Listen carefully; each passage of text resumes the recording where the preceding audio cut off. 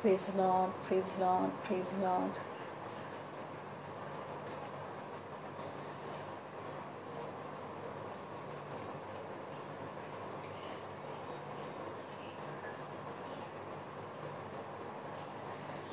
Praise the Lord, everyone.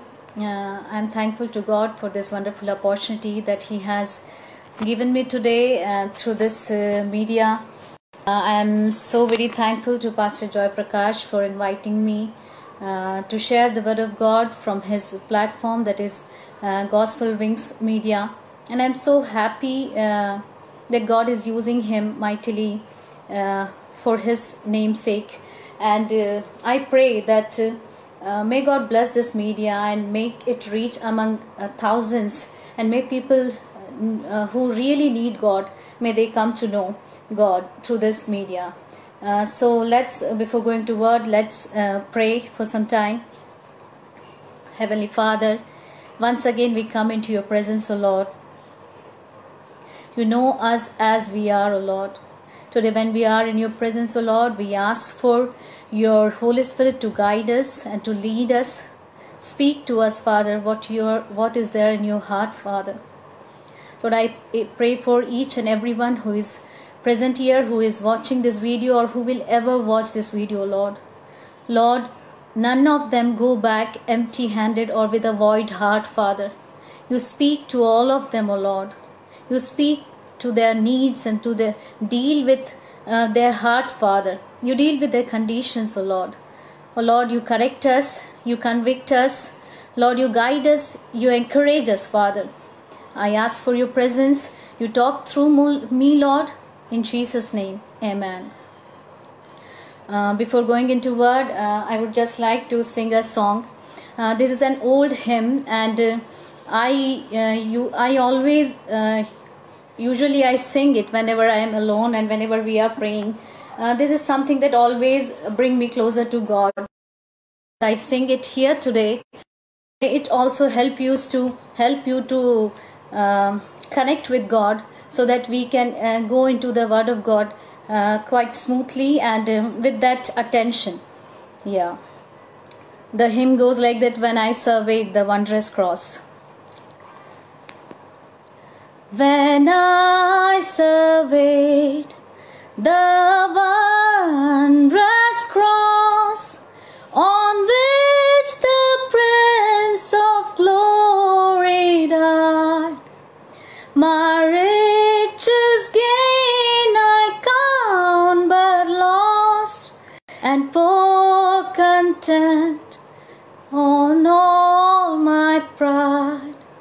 Forbid it, Lord, that I should boast, save in the death of Christ my God.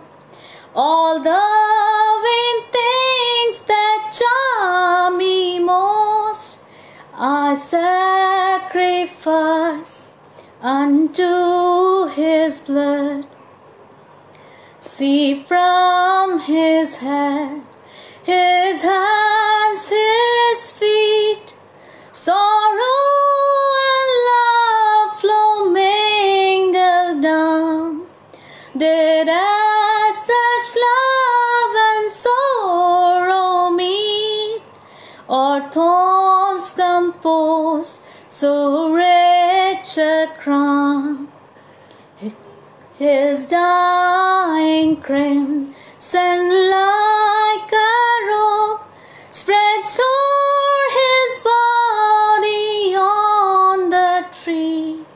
Then am I dead to all the glow, and all the glow is dead to me.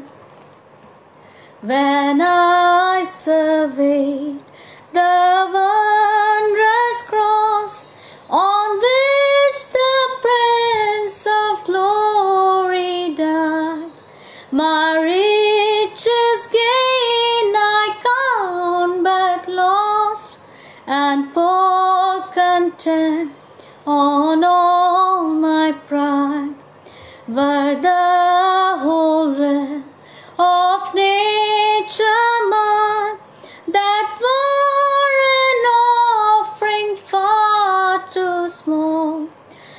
so amazing, so divine, demands my soul, my life, my own. When I surveyed the wondrous cross on which the Prince of Glory died, my riches gain I count but loss, and pour content on all my pride. Amen. As we have sung in this song, that whatever we counted as gain once, now we count as loss when we are in Christ. So without wasting much time, I will directly go to the word, and for that we will turn to Hebrews chapter 12 and verse 2. I'll read for you all.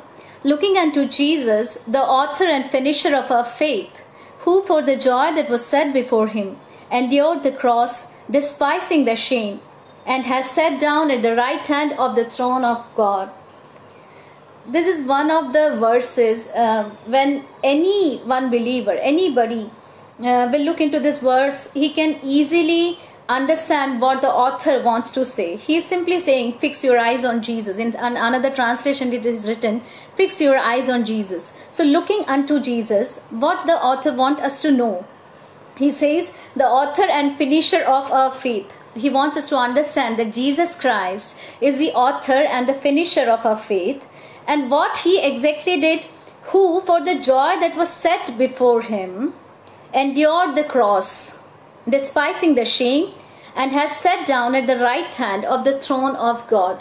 If we try to understand it, what was the joy exactly that was set before Christ? It was the joy of uniting with his creation once again. That once devil has taken away from God's hand, he wants to be united with once again, united with us once again. He wanted to bring us back to his companionship, right? And for that love, what Jesus did, he endured the cross. He did not come to this earth without any purpose. When he came here, he had a vision in his mind. He had a calling, and he knew exactly what he is going to do. Why he has come on this earth, that was clear to him since the very beginning. You know what exactly was the biggest temptation of Jesus Christ? We may think that 40 days when Jesus fasted and devil tempted him. Only 3 are mentioned there, but actually for that 40 days, devil tempted Jesus Christ. So every day there was, or every moment there must be one or the other temptations that he had. But the major 3 temptations are given there or are mentioned there. But still after that, or since the birth of Jesus Christ, though he was in the form of a human being, he felt all the temptations and all the tests as a human being faces. Okay, he went through a teenage, he went through a childhood. He would have been tempted to tell a lie at a moment. He would have been tempted to fell into sin, or he may have been tempted to do something else. The word of God says he was tempted as any other human being. But he was faithful, and he came out victorious in all those temptations, right? So Jesus Christ, what I feel that the biggest temptation Jesus Christ would have felt or was faced was not to prove himself God every other time when people provoked him. When Pharisees, when scribes and other people challenged him that he is doing this with the help of Beelzebub, or he is doing with the help of demons, or they were challenging his authority, or they were challenging that you are one of the carpenters among us and you have no knowledge. He must have been tempted to show them, know who I am. That was the biggest temptation he would have felt each day and every moment. But Jesus overcame them. He did not reveal himself to anybody who wanted him to prove himself. But he revealed himself to those who really sought after Jesus, who really sought after the Messiah, right? He revealed himself to those who really wanted to know who God is. He did not sorry, he did not show himself to any Pharisees or any scribes or any other people, right? So Jesus endured that temptation. Even on the cross, when he was challenged, if you are really the Son of God, come down. What do you think? Jesus could not have come down. He could have come down and finished everything, destroyed the earth and everything, and he could have easily gone back to heaven. Right? Jesus Christ could have he did that all remembering you and me, to have a companionship with you and me. He remembered that if he will prove himself there, then the sacrifice will be never done. The purpose for which he had come on this earth will never be fulfilled. So he chose to die. He chose to die instead of showing that who he is, who he was.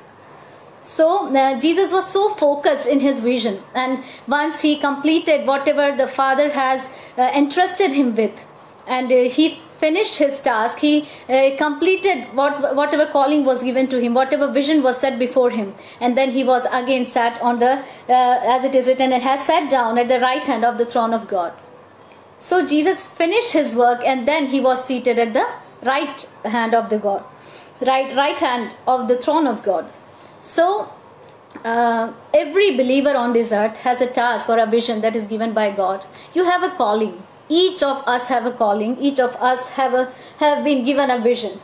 Before I go into that, I would like to take a few examples from the Bible, where we see there are many people who were given a calling and who stood faithful to their calling, or who never lost the vision that was given to them by God. And at the same time, there are other people who were who got such important callings, but still, because they could not stay faithful to God, because they lost the vision, or they lost their they could not fix their eyes on God, they lost whatever was given to them, and they ended up into a miserable condition.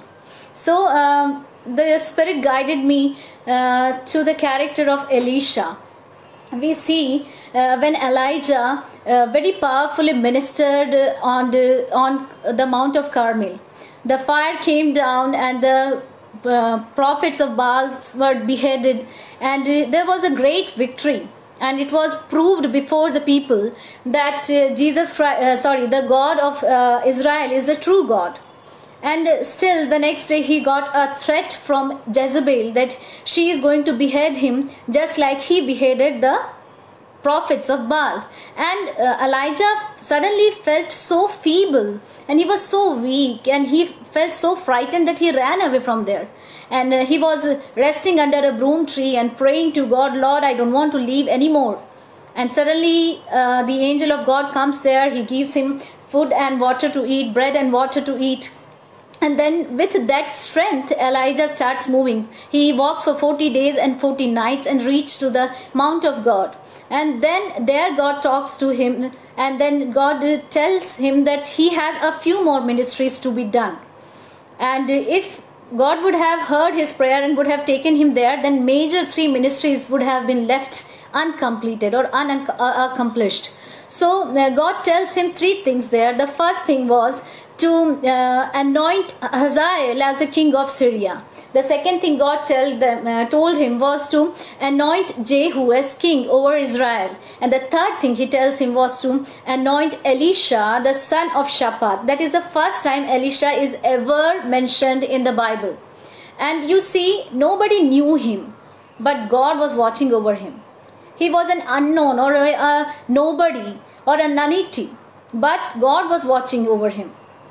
What was Elisha's qualities? When we see that what Elijah does, Elijah anoints Hazael, then he anoints Jehu, and then the third thing that he goes to do was to anoint Elisha. What he does, he doesn't anoint with some oil or anything. He just put his mantle, his cloak, he puts it on Elisha. And at that time, Elisha was plowing his field. And in his field, when there were 12 pair of oxen, there is written 12 yokes of oxen, and each yoke there are 2 oxen. So there were almost 24 oxen. And then among them, Elisha was with the 12th pair, and he was doing his work faithfully. And God was watching over him since many years, that who is among the Israelite is another man who I can anoint as prophet after Elijah. And God chose Elisha, and he was doing his work faithfully, unknown to the world. And whatever work was assigned to him, whatever calling he was in, was there in that time, he was doing that. He was a farmer and he was plowing his field.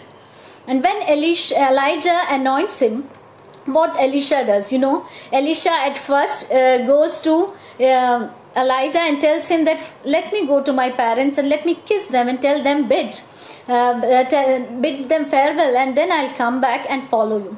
And then he does the same. He goes to his parents, and then he prepares a meal, and he prepares a banquet, and invites his friends and feed them all. And then he leave everything that he had. And the word of God says, and then he left everything and became a servant of Elijah.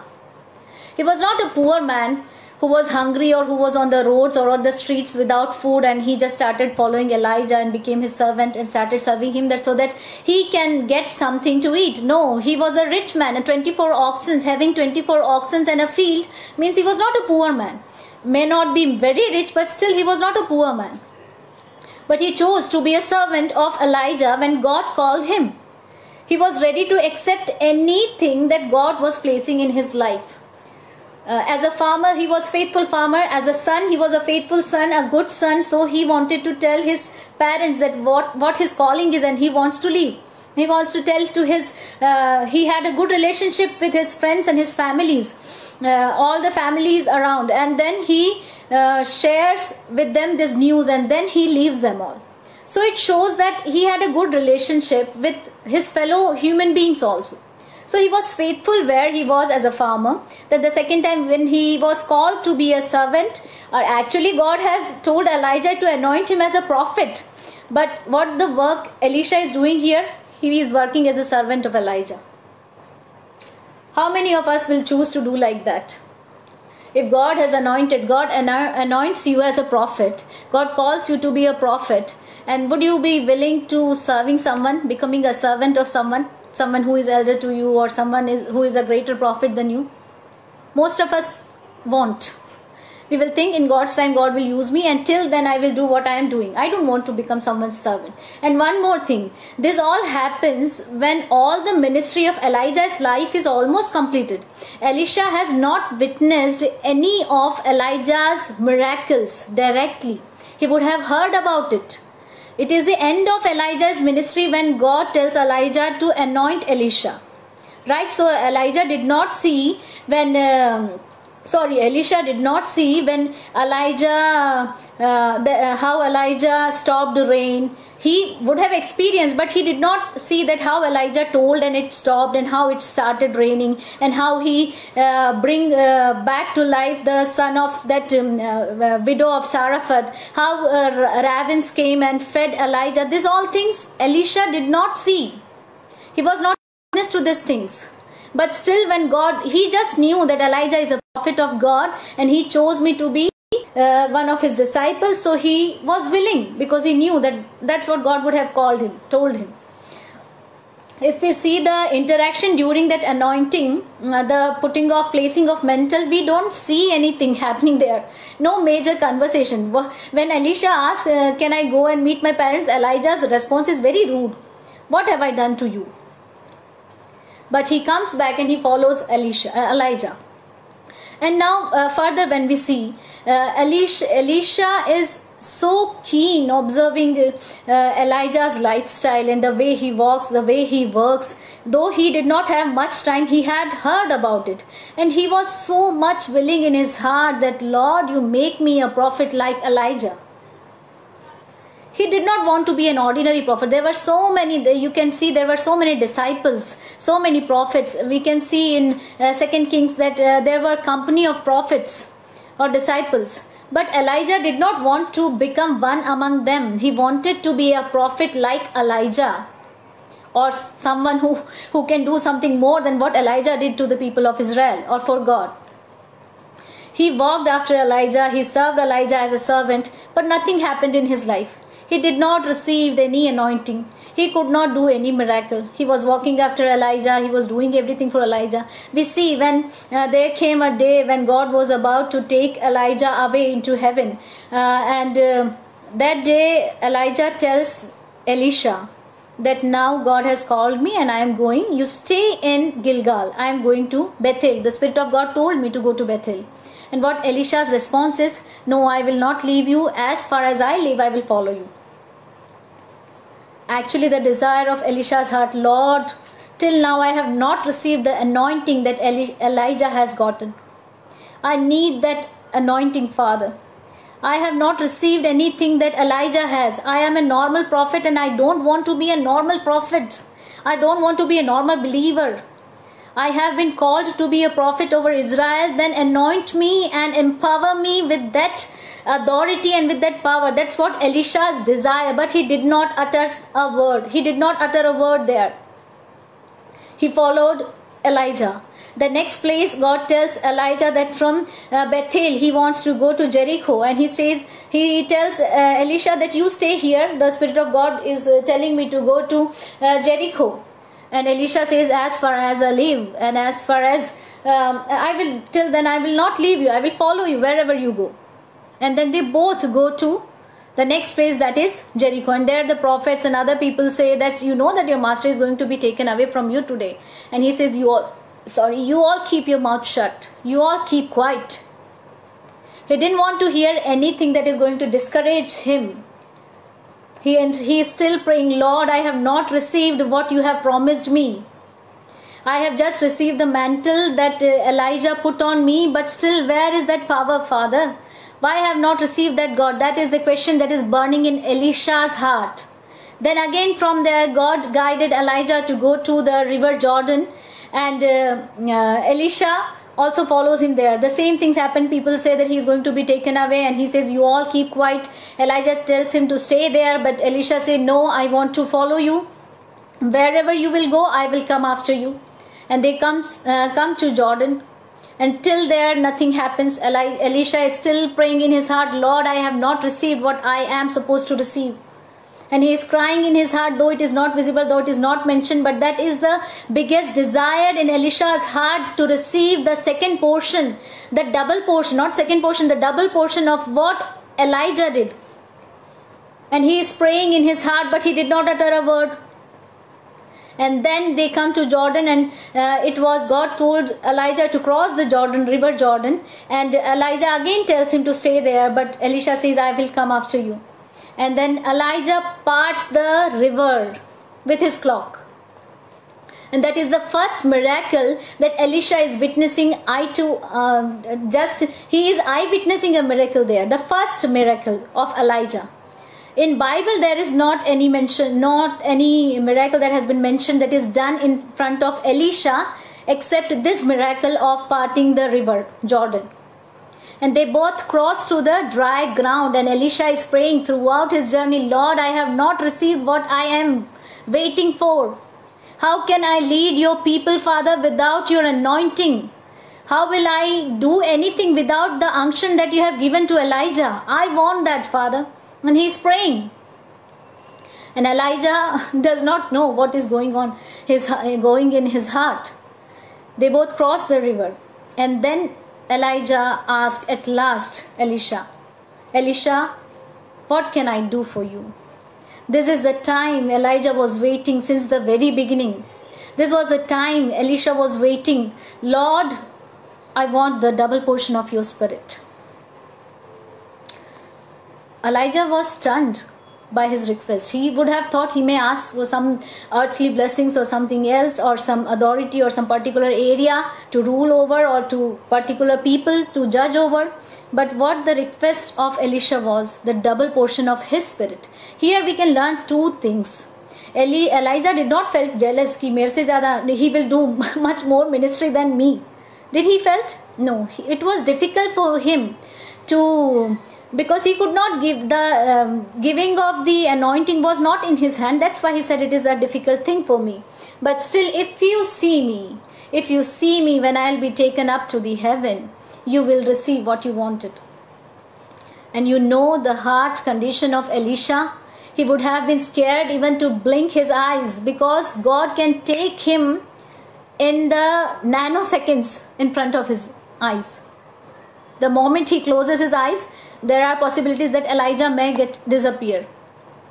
Elisha is so anxious. Will I receive that anointing or will I not? Will I receive or will I not? And he is fixing his eyes on Elijah, that I need to see him when he will be taken up to heaven. And he waits there. He waits there, looking at Elijah, and suddenly he sees the heavenly chariots and the fiery horses coming down and picking Elijah up and taking him up to heaven. And still he is crying, Lord, but I did not receive your power. And he cries that, my Father. And he is looking up to heaven. And he is crying in his heart, Lord, I am empty. And suddenly what happens? That mantle of Elijah falls on Elisha. Amen. Something that he was waiting for. Something that he was yearning for years by serving as a servant. And he knew that day that he has received the double portion of the Holy Spirit. Double portion of the Spirit. And then what happens? But still Elisha is not convinced. So when he comes back, he comes to the Jordan River, and then he hits the clock on the river and tells, where's the God of Elijah? He could not, till then he could not call God his own God. He said, where's the God of Elijah? And God accepts his requests and shows him, I am not just the God of Elijah, I am the God of Elisha also. And he parts the river, and Elisha crosses. What a wonderful story, and what a wonderful example to follow. Are we following? We do not have prophets like Elisha or Elijah now to follow. But we have Jesus himself, who said, those who believe in me will do greater things than I do. So we should believe that as God has promised. Will we keep on looking at him till we receive as Elisha did? Will we follow him till we receive as Elisha received? Are you ready? Am I ready? I am asking myself. If we are ready, if we are as fervent and as persistent as Elisha, 100%, there is no doubt that we will not receive his power. We need to receive in this generation. Let me take you to another example, that is of Gehazi. The next person who could have been the prophet after Elisha. He could have asked to God the double portion of Elisha's spirit. But something happened in his life. He could not keep his focus what he was called for. He also ministered. He also saw, but there was a greater difference between Elisha and Elijah. Elisha and Gehazi, as I earlier told you, Elisha did not witness directly any of the miracles of Elijah. But Gehazi witnessed each and every miracle that Elisha did. We can see that in, I think, Chronicles, where it is written, he is giving the account of the miracles that Elisha did to the king. Gehazi is giving the account of the miracles that Elisha has done. It means he had witnessed many of the miracles, but still he could not remain faithful to his call. He got so easily distracted by the worldly things, by the riches of Naaman that he brought to him. He lost something so precious because of his distraction, or because he could not keep his focus. Are we like that? We may not be going after someone else's money, but is our priority is something else than God? Unknowingly, are we doing or giving someone else the priority in our life? Is it our career? Is it our spouse? Is it our children? Is it our ministry? Are we doing and busy in doing so much for God, this and that, charity and preaching and singing and worshipping and writing and whatever we can do, and still missing God in that? Let's give the importance to God where we need to give him. He is the first thing, even if there is no ministry at all. The ministry of sitting in the corner of your room and praying to God is the biggest ministry when nobody is noticing you. I want to tell each one of you who is watching me or will ever watch me, that all of you have a calling. Our callings are different. Some are called to be preachers, some are called to be worshippers, some are called to be housewives and mothers. You don't think that you don't have a calling. You have to do that thing faithfully. You have to bring your children in God's fear. And those children, when they grow up, they may be a blessing to many people. Even if you are a clerk, even if you are a peon, even if you are a sweeper, you have a calling. When you do your work faithfully, you are witnessing God in the area where you are. I have heard somewhere this thought and it has touched me so deeply. Even if you are a sweeper, sweep the streets in a way as Picasso painted his paintings or as Mozart played his music. And when the host of heavens cross that street, they must pause for a second and think that who is this one who swept through these floors? Can you understand? Whatever is your calling, be there faithful. As Elisha did, as a farmer he was faithful. As a son he was faithful. As a servant he was faithful. Then he was called to be a prophet. God sees our faithfulness when nobody else is watching us. So let us fix our eyes on Jesus. In all our adversities, in all our things around us, let us see what He has called us for. As He was so focused for His goal to reunite us with God, He endured every suffering. Can we remain as focused as God was, as Jesus was? And as Elisha looked unto Elijah till he received what he wanted to receive, till he received that power to minister to his people, can we look unto Jesus till we receive that? Not even blinking his eyes, he was waiting. Oh, that touched me so deeply. Today afternoon I received that revelation. I was just imagining how Elisha would have waited worriedly and Lord, what if I could not see? What will happen? Will I be as powerful as Elijah? You know, Elisha did just double the miracles as than Elijah. I think Elijah did 16 and Elisha did 32. Elijah raised one person from dead and Elisha raised two person from dead. One when he was alive, Shunammite's son, and one when he was dead. Someone's dead body was thrown over his grave and because they touched his bone, the dead person became alive. So this is the way God works in our life. So let us surrender. Let us look unto Jesus. Let us let us be sure of our calling. Let us never lose our vision, what we are called for. And let all of us reach our eternal home and be called there as faithful servants. When God calls our name there, and then when He will call us, and let Him tell that, come and join with me, my faithful servant. May God bless you all with this little message. I'm so thankful again for this platform, for Pastor Joy Prakash and this channel that is Gospel Wing Media. And may God bless you and bless this ministry. May many people be blessed through this ministry, and may God make you reach among thousands with His word. So just I'll pray for a few minutes and then we'll end it.